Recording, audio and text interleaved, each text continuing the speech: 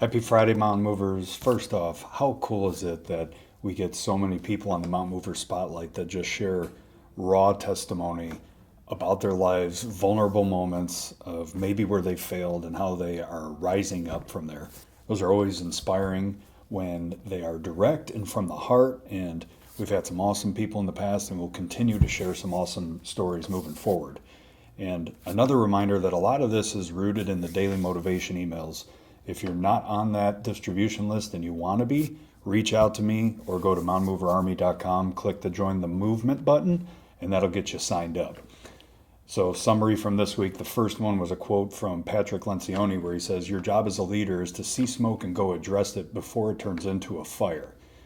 You have to experience a little bit of preemptive suffering and discomfort to avoid everybody else experiencing a lot of suffering and discomfort."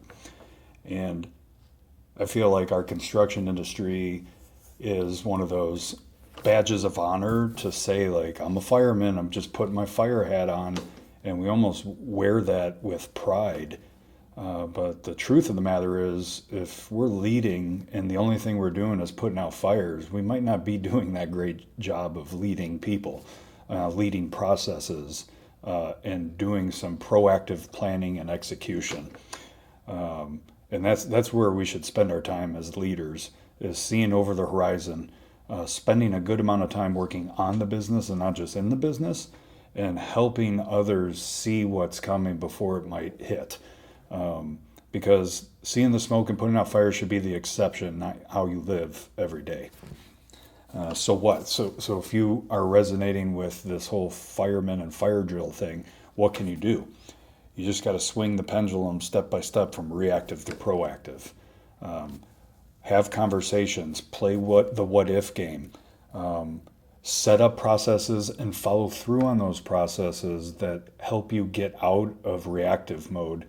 And hopefully, as you put those last fires out, new ones aren't smoldering and holding for you next. But you got to take action on it, or you're going to live in that realm. And there's such a better way to build, there's such a better way to live than in that fire drill status full time. So chase it. The next quote is from Alan Briggs, reading a book right now that he wrote on burnout.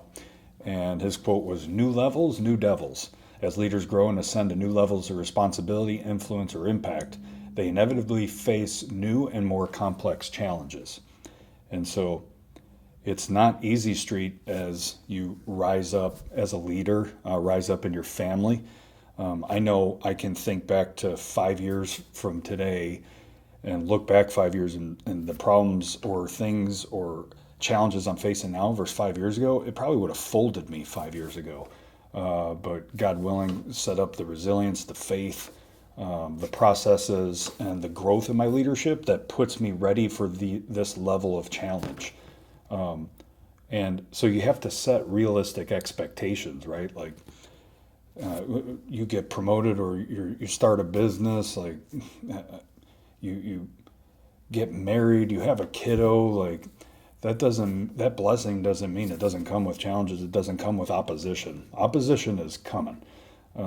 So setting realistic expectations that you are going to face those, rather than thinking that because of a blessing, you're not going to face opposition. So be ready for them. What can you do to not prevent opposition, but get ready for them? Your community, talk through them. Talk through the challenges that you're facing, talking through what you might be suffering through internally. So community is a big piece, process is a big piece, faith is a huge piece, to be rooted in your faith and to be strengthened by your faith, because we're not meant to do this alone. And it's really no fun to do it alone. So new levels, new devils. Let that little catchphrase stick with you, but more importantly, reflect on it.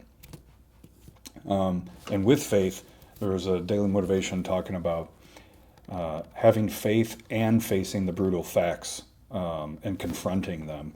And that's not an or statement, that's an and statement. You can have faith and you need to face the brutal facts of your situation.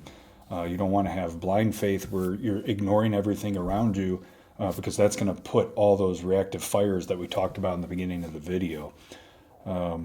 And just because you have faith doesn't mean you're not going to face any brutal facts. So, what if you wrote down 3 to 5 brutal facts that you're facing right now?